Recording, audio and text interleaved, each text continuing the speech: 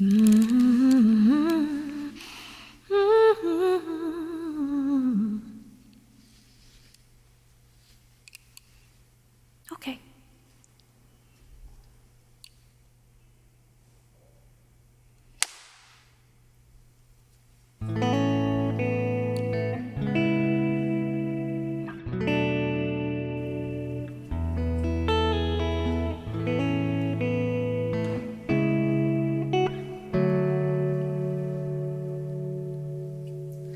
我宁愿有耶稣生的金钱，我宁属耶稣生的财富无边，我宁愿有耶稣生的话语，愿注定很熟，引导我前途，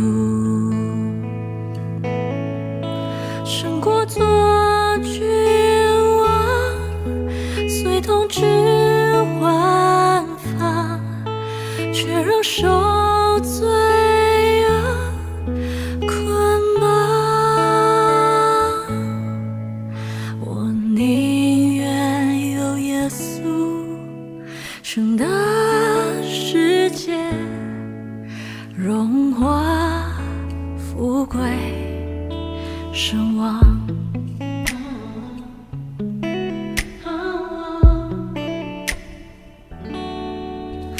我宁愿有耶稣生的称颂，我宁忠于主，成全他的事工。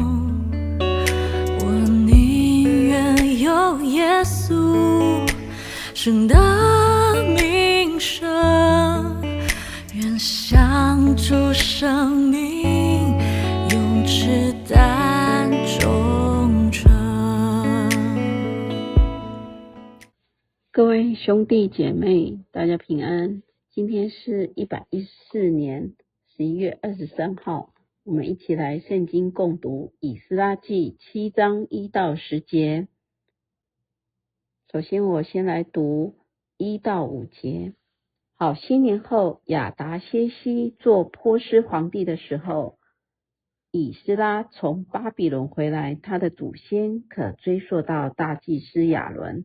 他的族谱如下：以斯拉是希莱亚的儿子，希莱亚是亚撒利亚的儿子，亚撒利亚是希勒家的儿子，希勒家是沙龙的儿子，沙龙是撒都的儿子，撒都是亚希突的儿子，亚希突是亚玛利亚的儿子，亚玛利亚是亚撒利亚的儿子，亚撒利亚是米拉约的儿子，米拉约是希拉西亚的儿子，希拉西亚是乌西的儿子，乌西是布基的儿子，布基是亚比书的儿子，亚比书是菲尼哈的儿子，菲尼哈是以利亚撒的儿子，以利亚撒是亚伦的儿子。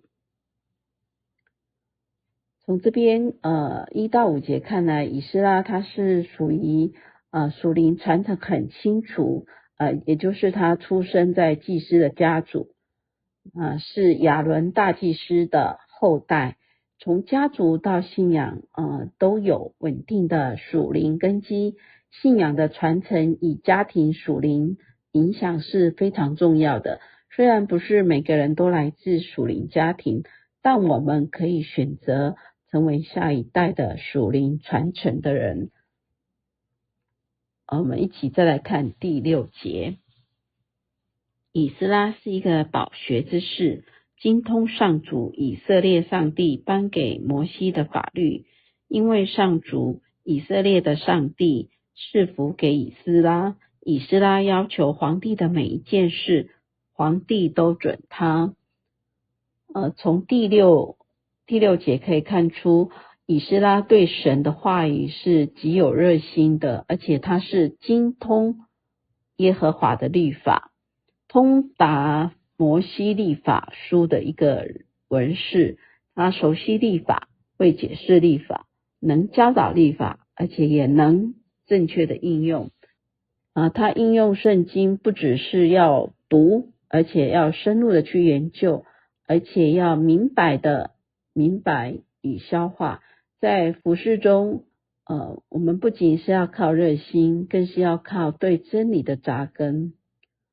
第6节我们也可以看出，以斯拉是一个有恩典、受神的手亲自帮助的人。经文呢3次强调耶和华他神的手帮助他，所以以斯拉代表他的生命呢、学识、态度都是蒙神可以认可的人。最有能力的服事不是人给的，而是神的手加添给他的恩典。若我们的心态纯正，神就会负责帮我们开路、保守跟祝福。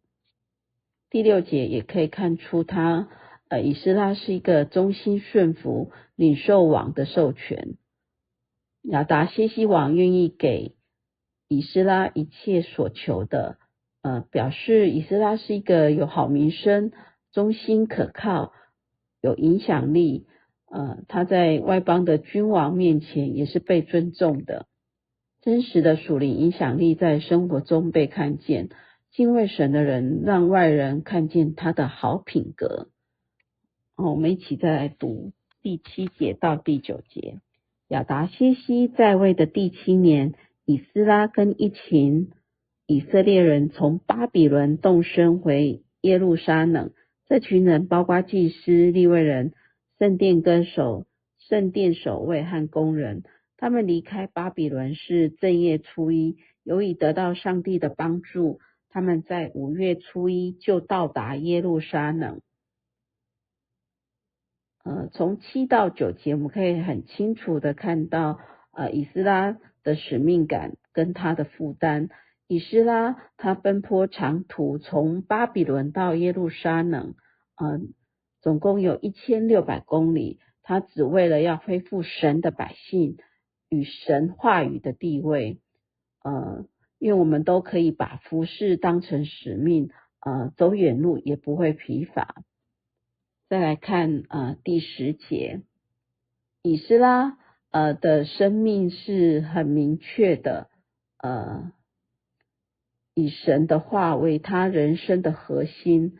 我们来读第10节，以斯拉一生专心研究并实行上主的法律，又把一切法律条例教导以色列人民。这节就是也就是以斯拉的人生总结。整段经文的重点，以斯拉立志考究耶和华的律法，又遵循，又将律例典章教训以色列人。也就是他考究，深入的去查考研究，而且还明白圣经的道理。那遵循他在生活当中先把自己活出来，教训他透过了解圣经，他再去教导别人所以他不只是只会讲，更是先做，再带领别人做。他的生命由内而外的改变，是一个很有影响力，可以成为我们典范的人。那以斯拉对神的话语有热情，他的生命是正直，行事是忠心，具使命感的一个属灵的领袖，是值得我们学习的对象。我们一起来祷告。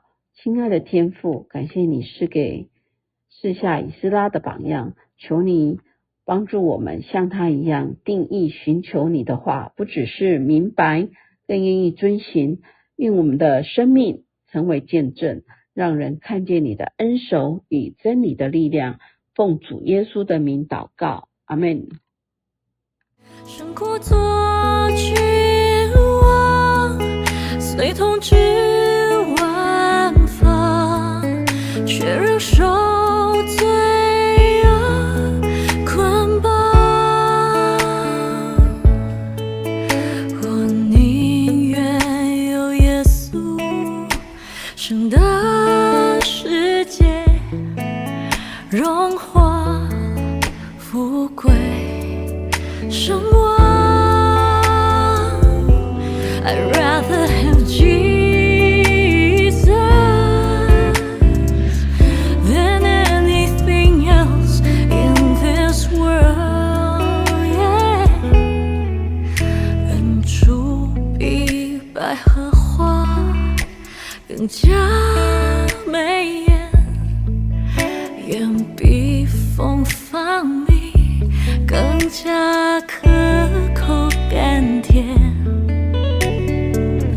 为主能满足我饥渴心灵，我宁愿有主跟随他带领，胜过做君王，随统治万方，却仍受罪恶捆绑。